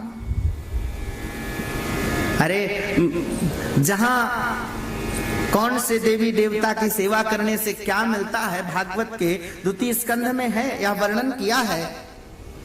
तो वहां पर कहते हैं, अकामः सर्व कामो वा मोक्ष काम उदारदे, तीव्रेण भक्ति योगेन यजेत पुरुषः परम। अरे कोई अकामी हो, चाहे कोई सकामी हो, चाहे कोई निष्कामी हो, कुछ भी हो, लेकिन बिना सेवा के सेवा तो करनी पड़ेगी। बिना सेवा के पति नहीं, बिना सेवा के पत्नी नहीं, बिना सेवा के बच्चे नहीं, बिना सेवा के माता पिता नहीं, बिना सेवा के भाई बंधु नहीं। अरे संसार की वस्तु जब बिना सेवा के नहीं मिलनी है, तो भगवान भी बिना सेवा के नहीं मिलेंगे।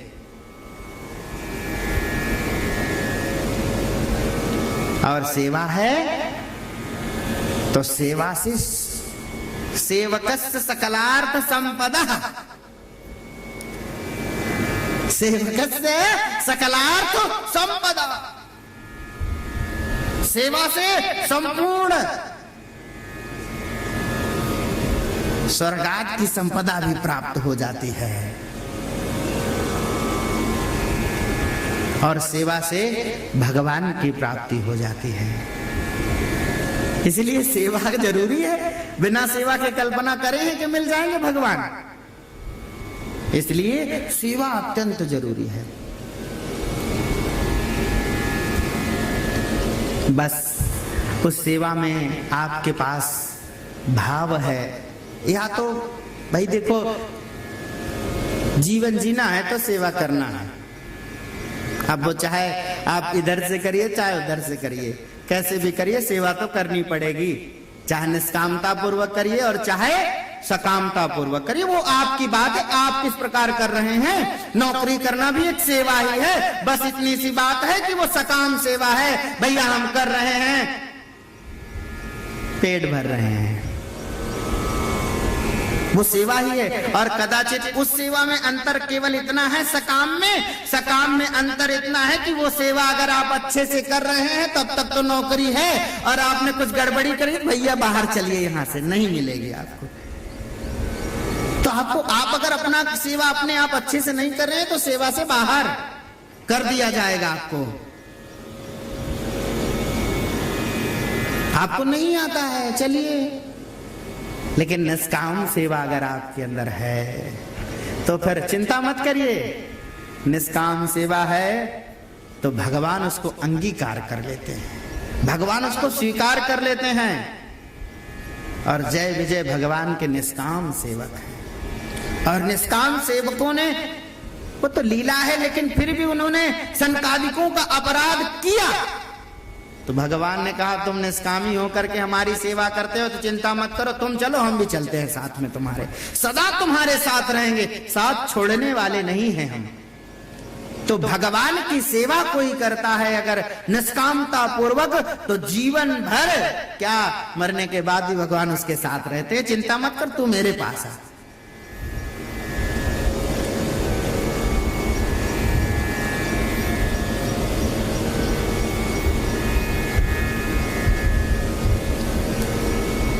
भगवान कपिल कहते हैं मैया मेरे भक्त कुछ नहीं लेना चाहते, क्या देते हैं आप उनको। बोले मैं उनको सब दे देता हूँ। बोले क्या क्या।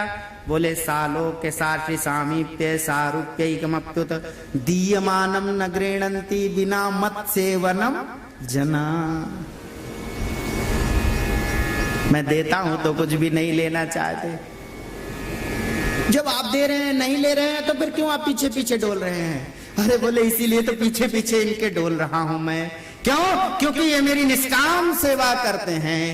तो भगवान नवम स्कंद में अम्बरीश जी के चरित्र में कहते हैं, दुर्वासा जी महाराज, अहम भक्त पराधीनो स्वतंत्र इव द्विज साधु विरग्रस्त हृदयो भक्तैर्भक्त जन प्रिय।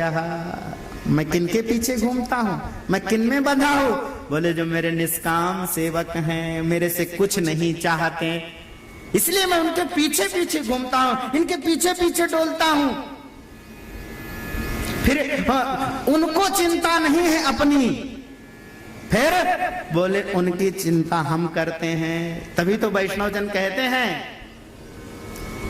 महात्माओं से लोग कहते क्या खाते पीते हैं आप, कहाँ डोलते रहते हैं, आपको चिंता नहीं है। घर मकान दुकान की कुछ तो भोजन पानी की व्यवस्था। बोले ना ना ना, अब हमारी चिंता, हमको अपनी चिंता नहीं है। अब बोले आपकी चिंता कौन करेगा। बोले जो सबकी चिंता करता है। भोजनाच्छादने चिंता वृथा कुर्वन्ति वैष्णवा। क्यों? बोले योसो विश्वम्भरो देवो सभक्तान किमुपेक्षसे। जो वैष्णव जन होते हैं उनको किसी चीज की चिंता नहीं होती है। उनकी चिंता, श्री प्रयागदास जी महाराज कहते हैं, आराम से मस्त मौज सो रहे हैं। क्यों? भगवान से कुछ चाहते ही नहीं हैं। और चित्रकूट के जंगलों में टूटी खाट पर लेटे हैं, नीम के नीचे चुपचाप एक करवा में जल रख रखे हैं। लोग जंगलों से आते जाते हैं, बाबा कैसे व्यवस्था होगी सब आपकी, कैसे आपको कुछ, अरे कुछ खाने के लिए चिंता नहीं है आपको। बोले नहीं मुझे चिंता नहीं है। बोले फिर आपकी चिंता कौन करेगा। बोले मेरे चिंता तो मेरे जीजा जी करेंगे। मेरी चिंता कौन करेगा। बोले मेरे जीजा जी करेंगे। जीजा जी कौन? कोई और नहीं, श्री रघुनाथ जी। उनकी चिंता तो वही, वो तो कहते हैं नीम के नीचे खाट बिछाकर और खाट के नीचे करवा, प्रयागदास अलमस्ता सोए राम लला के सरवा। अब हमारी चिंता उनको है, हमको अपनी चिंता नहीं है। क्यों? क्योंकि हमको कुछ नहीं चाहिए उनसे, हम उनके निष्काम सेवक हैं। और एक बात सच्ची कहूं, अगर जिसके अंदर निष्कामता आ गई है और वह निष्काम निष्कपट हो गया है तो उसको चिंता करने की जरूरत नहीं है। उसकी चिंता को भगवान सब अपने चिंतन में सब समाप्त कर देते हैं। सारे उसकी जितनी भी चिंताएं हैं सब भगवान अपने चिंतन में उसका खत्म कर देते। उसकी चिंता कहते, चिंतन तू मेरा कर, तेरी चिंता मैं खत्म करता हूं। तू मेरी चिंता कर, तू मेरा चिंतन कर और मैं तेरी चिंता करता हूं। जो भगवान का चिंतन करता है उसकी चिंता भगवान करते हैं। और यह बात एकदम स्पष्ट है। पांडव भगवान का चिंतन करते हैं तो भगवान इनकी चिंता करते हैं। भैया इनको खरोच नहीं आनी चाहिए, कैसी भी कुछ भी करो, कुछ लीला करो, इनको खरोच नहीं आनी चाहिए। क्यों? अरे ये मेरा चिंतन करते हैं और इनको खरोच आ गई तो फिर गड़बड़ हो जाएगा सब मामला, इसलिए ये मेरा चिंतन करते हैं तो मैं इसकी चिंता करता हूं। और कौरवादी, उनको अपनी चिंता पड़ी है कैसे राज्य मिल जाए, किस प्रकार। भगवान ने कहा कोई बात नहीं, सब इन्हीं के ऊपर करो। जो भगवान का चिंतन करता है उसकी चिंता स्वयं भगवान करते हैं। इसलिए भैया भगवान की सेवा निष्काम निष्कपट करिए। आप करेंगे तो आपको सब कुछ प्राप्त हो जाएगा। और जरूरी है तो केवल एकमात्र आज के समय में अगर सेवा करनी है तो गौ माता की सेवा करिए। सही कहूं, आज गौ माता की सेवा की अत्यंत जरूरत है। अब सेवा के बहुत सारे प्रकल्प हैं, बहुत सारे तरीके से आप कर सकते हैं। कोई शरीर से सेवा कर सकता है तो कोई मन से भी सेवा कर सकता है, कोई धन से भी सेवा कर सकता है। तो जिसके पास जो सामर्थ्य हो उस अनुसार वह गौ माता की सेवा करेगा। उसका चिंतन अगर गौ माता के लिए होगा तो उसकी चिंता गौ माता करेगी। जिस प्रकार भगवान का चिंतन हम करते हैं तो भगवान हमारी चिंता करते हैं, उसी प्रकार अगर हमारे जीवन में गौ माता का चिंतन है, उनके लिए अगर हमारे जीवन में चिंतन है तो आप चिंता मत करिए, आपकी चिंता स्वयं साक्षात गौ माता करेगी और आपको सब कुछ प्राप्त करा देगी। इसलिए जीवन में सेवा गौ माता की करिए, संत सदगुरु की करिए, भक्तों की सेवा करिए, ब्राह्मणों की सेवा करिए। बस केवल एक ही बात है, सेवा सुमिरन सावधान। सेवा और भजन आदि बहुत सावधानी पूर्वक करना चाहिए। सेवा करते हुए अहंकार नहीं आना चाहिए, उसी प्रकार भजन करते हुए भी अहंकार नहीं आना चाहिए। नहीं तो हम इतना माला करते हैं, हम तुम क्या करते हो? कुछ नहीं, पड़े पड़े खाते रहते हो। ये अगर आपके अंदर अहंकार आ गया है तो सब आपका माला करना सब व्यर्थ हो जाएगा। उसी प्रकार हम इतना दान किए, हम इस प्रकार किए, तुमने क्या किया? अगर यह भावना अगर आपके मन में आ गए तो सब वह व्यर्थ चला जाएगा। इसलिए सेवा सुमिरन सावधान, सेवा भी सावधानी पूर्वक करो। हमारे यहाँ तो यह कहा जाता है, महाराज जी कहते हैं, बोले सेवा करो दान करो तो इस हाथ से इस हाथ को भी पता नहीं चलना चाहिए कि तुमने क्या कर दिया। इस प्रकार सेवा करो, इस प्रकार सुमिरन करो। 12:30 बज रहे हैं और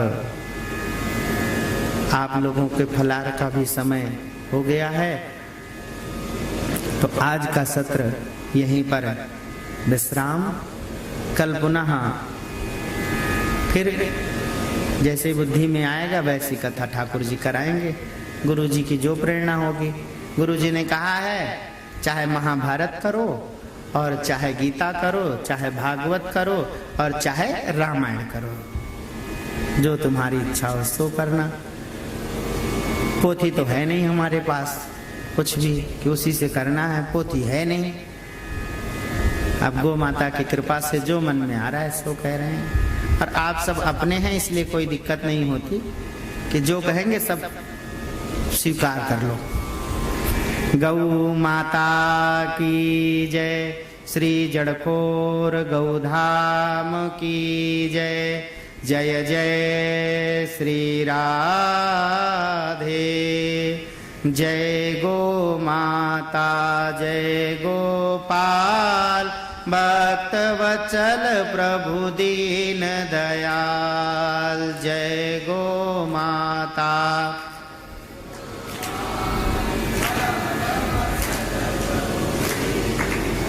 हाल जय गो माता जय गोपाल, भक्त वत्सल प्रभु दीन दयाल। जय गो माता।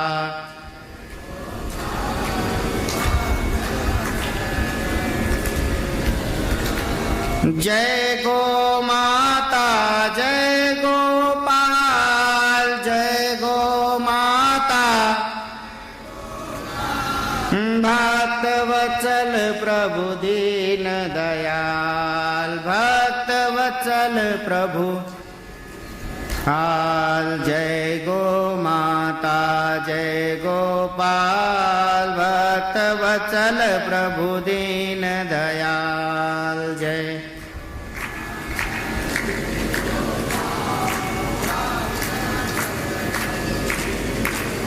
गौ माता की जय, श्री जड़खोर गौधाम की जय। जय जय श्री राधे श्याम।